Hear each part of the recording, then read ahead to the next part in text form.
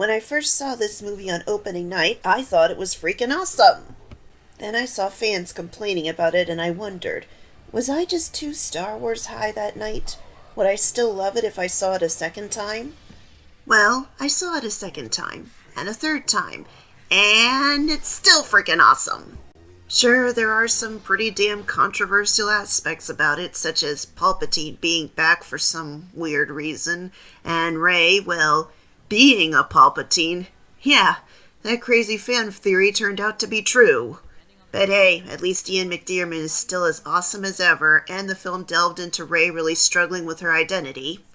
Of course, Palpatine coming back does beg the question, did Rey kill him for good, or will he be back in another 30 years? Will there be a never-ending cycle of Palpatine coming back every generation only to get killed again?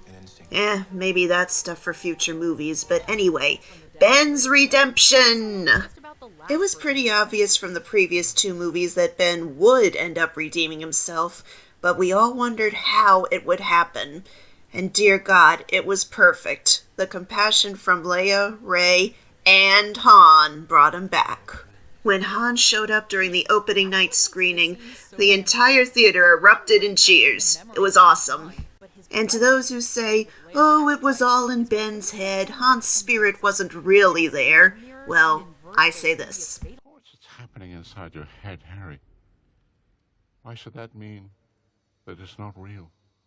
Yeah, I was really hoping they wouldn't go the Vader redeem and sacrifice route with Ben. I was really hoping that he would live, but I can't say I'm surprised given that, well, a lot of redeemed villains end up sacrificing themselves.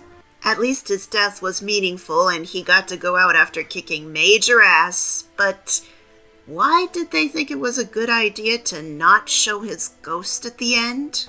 I mean, seriously, this trilogy has made some pretty controversial choices, but who said, well, we don't need to show Ben's ghost at the end, nobody's gonna want that, Anyway, Rey, Finn, and Poe make a great trio.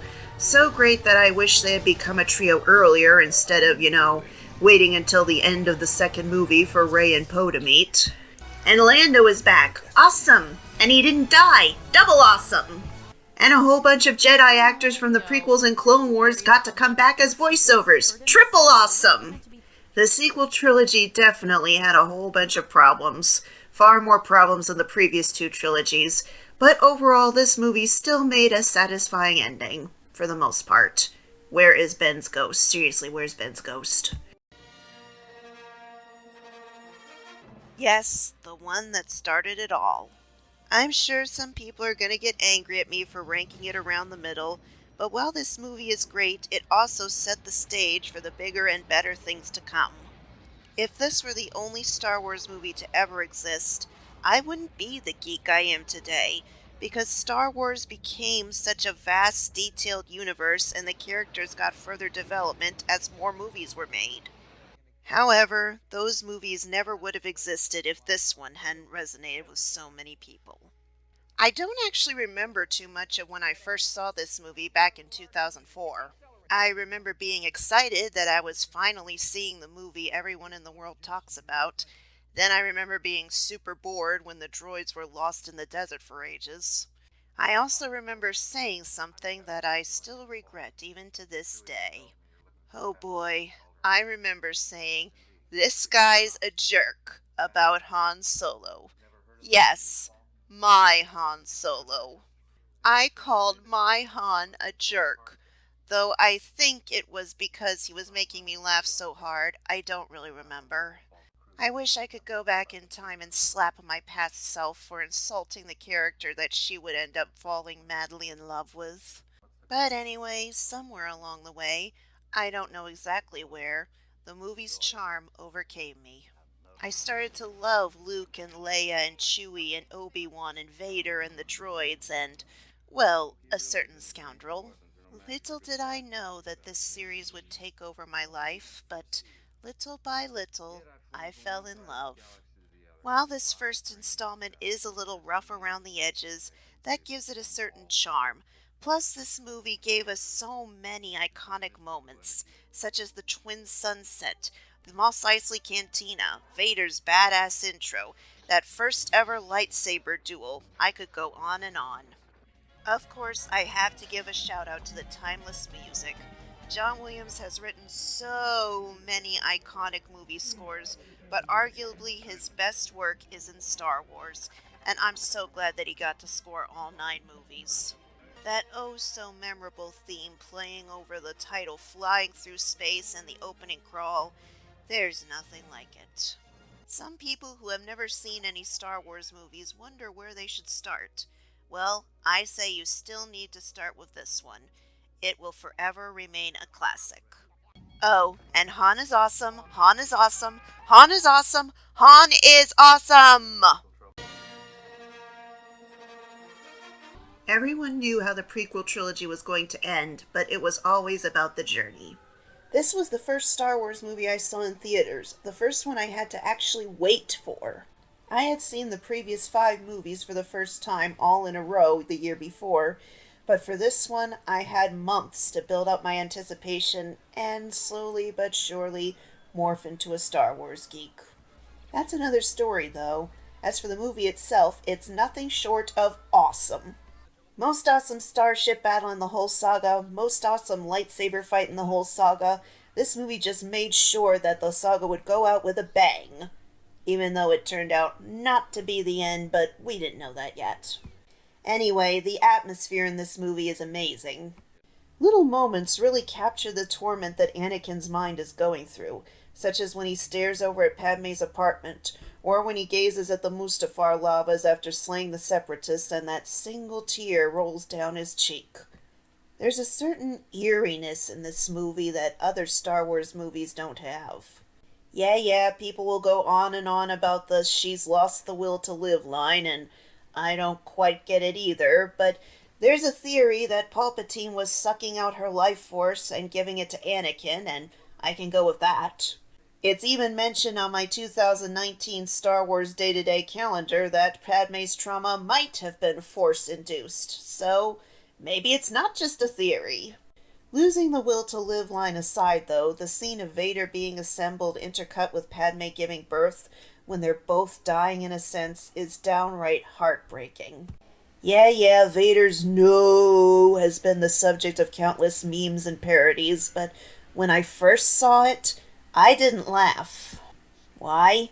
Because it reminded me of how I screamed after my dad died when I was a kid. For me, back before all the parodies and the memes and the who knows what else, it just communicated total devastation. Oh, and the ending with baby Luke and Leia being given to their respective families and showing that there is still a glimmer of hope for the galaxy. Ah, perfection. What was that? I can't hear your talk about this movie disappointing at the box office over its sheer awesomeness. A movie about my Han. A movie about my Han. A movie about my Han. Sure, I wondered how Alden Ehrenreich, or however you pronounce his last name, would fill the boots of the mighty Harrison Ford, but damn, did he exceed my expectations. He gets Han's personality so damn right, and he is such a joy to watch. Here we get to see Han in a different stage of his life, when he's younger and more innocent and not so jaded by the galaxy yet, which is fascinating. At this point in his life, Han still wants to believe in people. Plus, we get a whole new set of Han zingers. Great, more mud. Really, a couple of your arms popped out of your butt and hiked up your pants. We'll find a ship. We've already got the pilot. I also love how his relationship with Chewie develops. I really hated the Wookiee life debt from the Legends canon, so you have no idea how relieved I was to see that it was nowhere to be found in this movie. Instead of, oh, my species demands that I follow you around and be your slave, Chewie chooses to stay with Han because he can see that he needs a real friend rather desperately. Oh, and Han and Chewie showering together was something I never knew I needed to see, but now I see how incomplete my life was without it. Ha! Also, Donald Glover absolutely nails Lando's smooth personality, and strangely enough, him being in love with his droid co-pilot doesn't feel very weird. Speaking of which, poor L3. At long last, a Star Wars movie acknowledges that, hey, maybe droids shouldn't be treated like slaves. But then she dies and gets merged with the Falcon, and it seems like all of her championing for droids' rights was for nothing.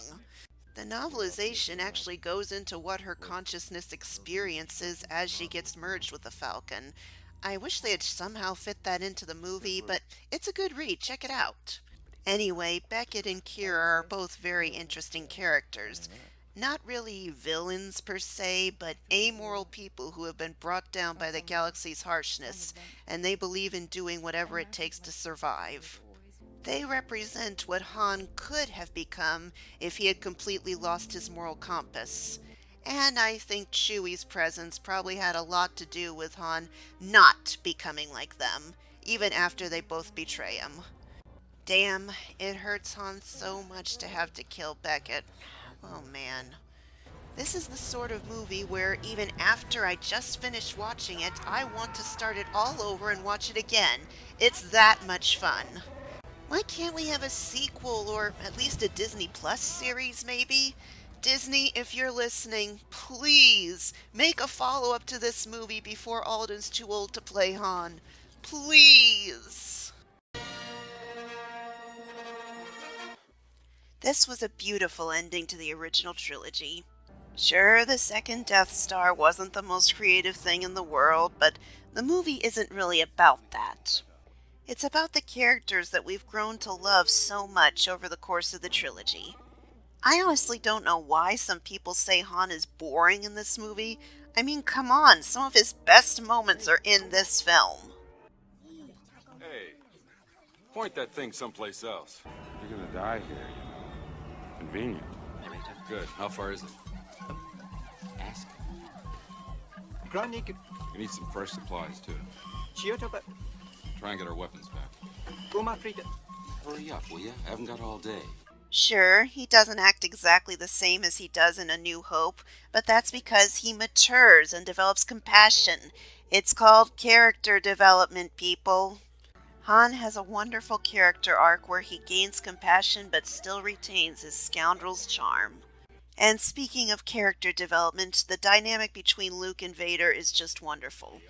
I wonder what it was like to have to wait 3 whole years to see what would come of Luke being Vader's son.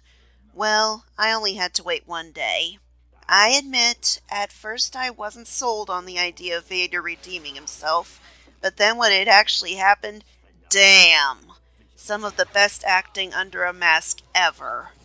When Anakin is dying, it's like the entire life that he could have had with his children is contained in just a few lines. It's still one of the most heartbreaking deaths in the saga, though the most heartbreaking death would be, well, this one.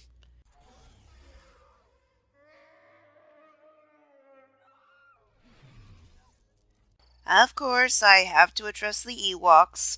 Do I hate them like others do? Well, I used to trash talk them, but then I met Warwick Davis, who plays Wicket, and he was awesome. So yeah, I'm an Ewok defender now, and Wicket is freaking adorable. I was really glad that he got to play Wicket again briefly in Rise of Skywalker, along with having various other roles in other Star Wars movies. Anyway, the ending of this movie is so fucking perfect, especially the special edition. Yes, I said it. The special edition ending music is one of the most damn beautiful tracks in the entire saga, much better than the original version. It conveys a true sense of joy and relief. And I don't care what anyone says, I love Hayden appearing at the end. It shows that Anakin has truly left the dark side behind, and he's finally happy. It just hits you right in the feels to see all our old friends so happy. At long last, after all the hardship they've been through, they can finally enjoy their lives. And then the sequel trilogy happens. It may be cliche, but this movie really does deserve the hype it gets. No Star Wars movie is without flaws, but this is as close to perfect as a Star Wars movie gets. After A New Hope laid the foundation, The Empire Strikes Back built a skyscraper on it and truly established what a powerhouse Star Wars is. Anything I'll say about this movie you already know, but I can still go through the highlights. The awesome Battle of Hoth, Han's character development when he goes into a blizzard to rescue Luke, the introduction of the smooth, charming Lando Calrissian, the introduction of Yoda. Oh yeah, Yoda's awesome, Yoda's awesome, and did I mention that Yoda is awesome? Or should that be Awesome Yoda Is? Moving on, hearing the iconic Imperial March for the first time. Luke's character development as he struggles with his training and facing the dark side. The oh so perfect banter and chemistry between Han and Leia. Is it any wonder why they're my OTP? The carbon freeze chamber. God, that scene breaks my heart every damn time. It's so rich with subtlety and emotion. Perfect. Not to mention one of the best romantic exchanges in any movie ever. And you know what it is. It still remains one of my favorite scenes in the whole saga, and I could talk about it for hours. And of course, there's this. I am your father. Although I already knew the most famous plot twist in history when I first saw the movie, I was still enthralled by the awesome battle. I just wish I could somehow know what it was like to watch this scene without knowing the big reveal. I can only imagine the theaters full of gasps. It must have been a once-in-a-lifetime experience. Ah well, I wasn't around yet when this movie first came out, but let me tell you, aside from the effects, this movie hasn't aged a day, and even the effects still hold up pretty well. Every single time I watch it, I'm just filled with pure joy that it's hard to really explain. It's just a wonderful movie. Pure joy is a pretty good way to describe how I feel with Star Wars in general, for that matter. Over the years, through both great times and hardships, Star Wars has always been there for me. Whether it's writing fan fiction, buying a new piece of merchandise, or just watching the movies, the feeling I get with Star Wars is indescribable. No matter what life may throw at us, we can always return to that galaxy far, far away. I'm Esme Amelia, I'm a Star Wars geek, and I am so, so happy to be a Star Wars geek. Hey guys, it's Esme Amelia. Thanks for watching. A couple of announcements to make. First off, I have a book published. It's a fantasy novel titled The Secret of Neva, and it's the first in a trilogy. So if you're interested, the link is in the description. Also, I just started a blog where I play Star Wars games and write about my experience. The link to that is in the description too. Anyway, Animation Wars will be returning soon. Well, relatively soon. But I have another Star Wars video that I want to get out first. So until then, thanks for watching. May the Force be with you.